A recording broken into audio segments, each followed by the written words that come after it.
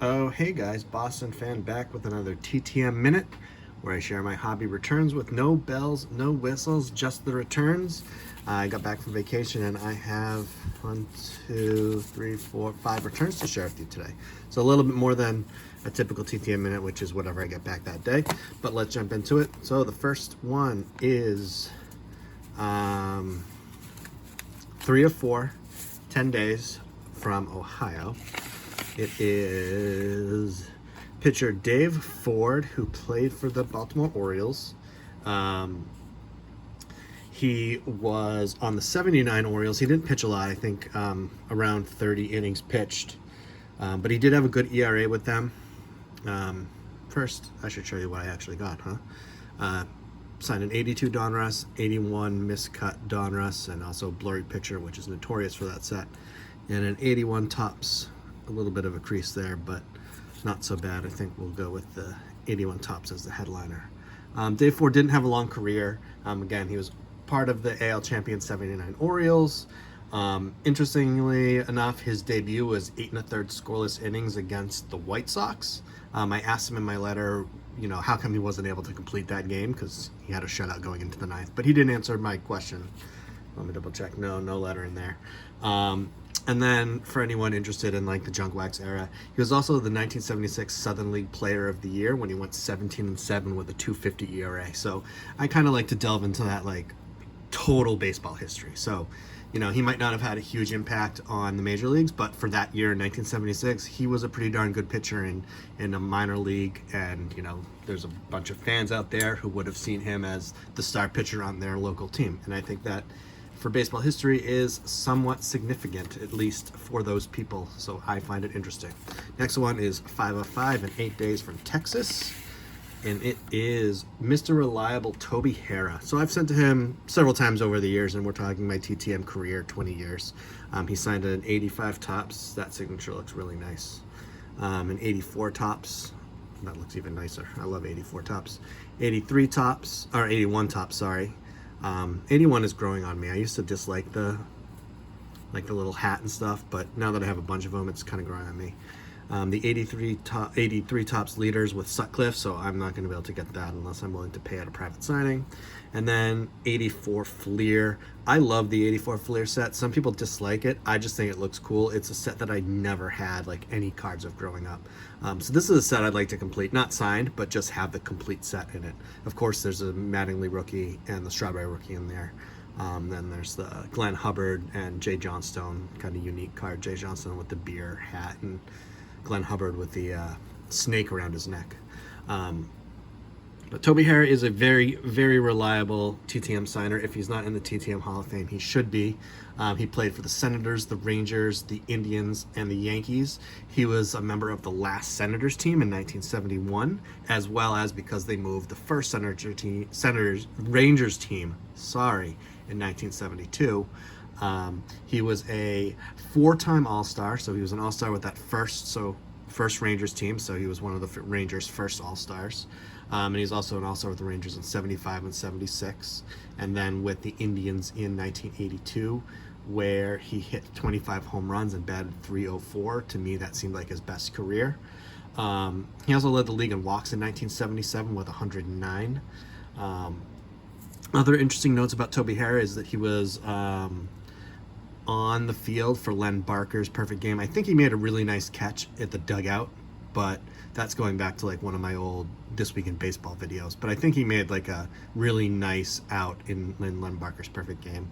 And then little piece of interesting trivia is that he was part of back-to-back inside the park home runs with Bump Willis in like 77 or 78. So they hit back-to-back inside the park home runs, which is not pretty typical.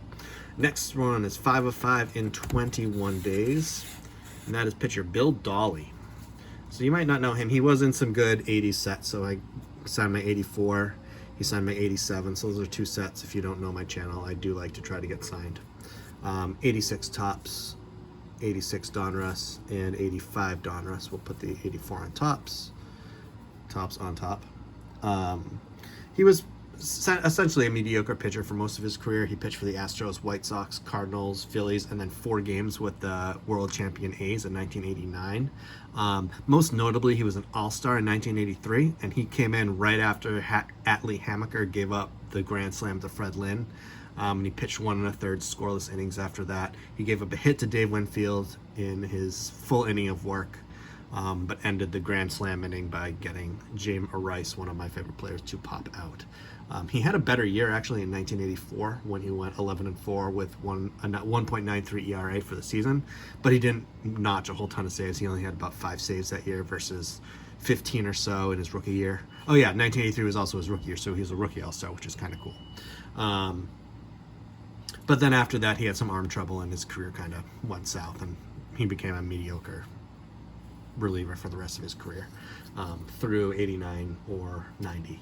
But he returned pretty quickly. That was 3 weeks to get him back. Not so bad. And he's one of those guys that didn't realize he was on the All-Star team, had a bunch of junk wax at him, and boom, now I have an All-Star in my collection. Brand new to the collection. So is Dave Ford. So those two so far are brand new to my collection. Didn't have their signatures in my collection before.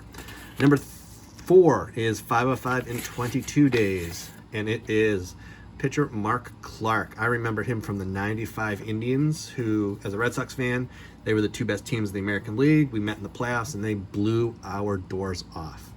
I remember him being better than he actually was in 95. I have a reason to believe that he beat the Red Sox in a game that year. So he signed a 95 Topps card for me, 95 Collector's Choice, 92 Donruss the Rookies, 93 Topps. I try to get as many Topps cards as I can signed. I feel like there's always like a interest in 93 if my interest wanes. Not 93 in Topps cards if my interest wanes. And he signed a 95 Ultra.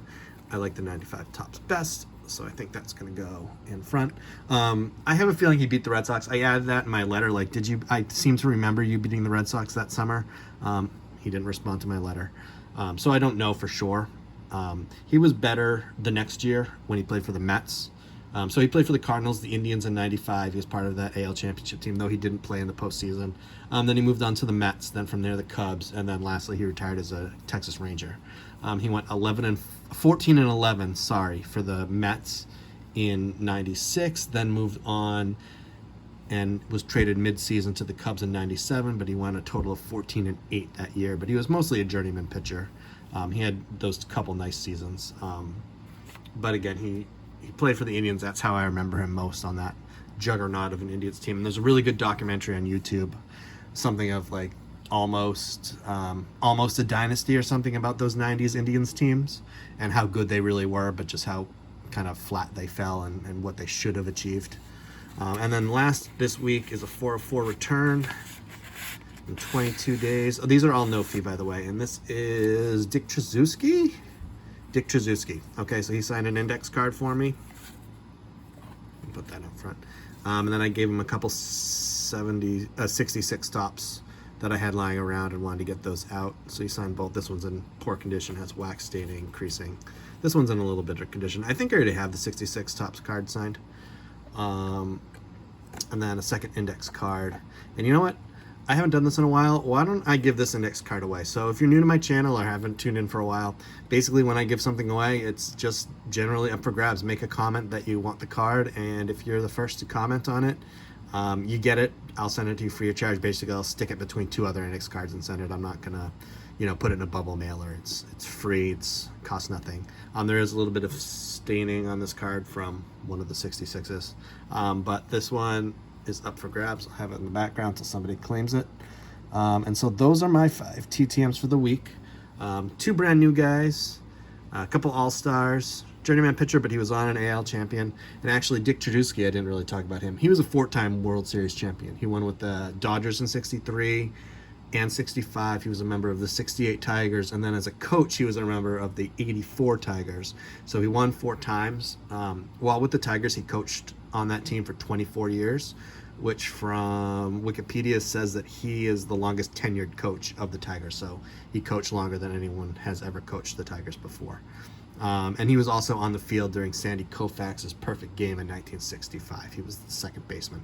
But that's it for the week. This went way over a minute, but I hope I gave you some information, give you a little bit of idea who these players are, and maybe gave you an idea like, hey, maybe I want to send to that guy. Things that inspire me are if they're on championship teams, if they're all-stars, and generally if I have junk wax on them and just would rather have them signed than sit in my con box. But I'm going to let you go. This video is quite long. Thank you so much. I'd appreciate it if you haven't subscribed to subscribe. I'm trying to build my channel as best I can. It is a fun hobby, but it's always nice to see a bit more subscribers and, maybe a bit more viewers. So anyway, thank you for watching. Bye.